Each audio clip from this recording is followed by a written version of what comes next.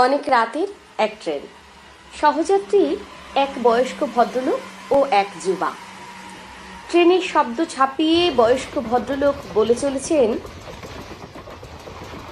নাম শুনছেন গোয়ালন্দ স্টিমার ঘাটে ভাতের হোটেল? ইসরে, সে কি ইলশা মাছের সোয়াদ! শুনছেন নাম? দুষ্টু অসৎ হোটেল মালিক পরদেশিয়া ধুর পাইলেই বেকুব বানায় প্যাসেঞ্জারে। কেমনে জানেন? না তো, খাইতে বসে ওরা নিজেই চোকরা দিয়া ঘন্টা বাজায়।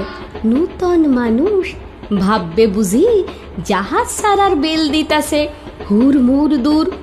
বয়রা তখন পাতের থিকা আমাখা ভাত মাছের টুকরা তুইলা রাখে।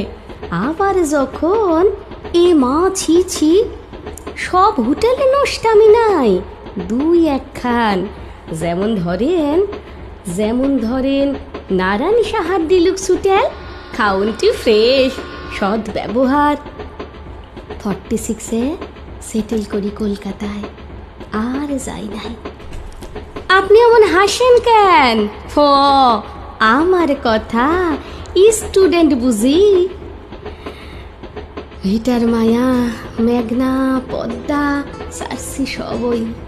এই ডাইলেক্ট জিলার স্মৃতি, মায়ের হাসি, প্রিয়ার সোমা। এলুম খেলুম বাংলা যদি, আমার ভাষাও বঙ্গভাষা।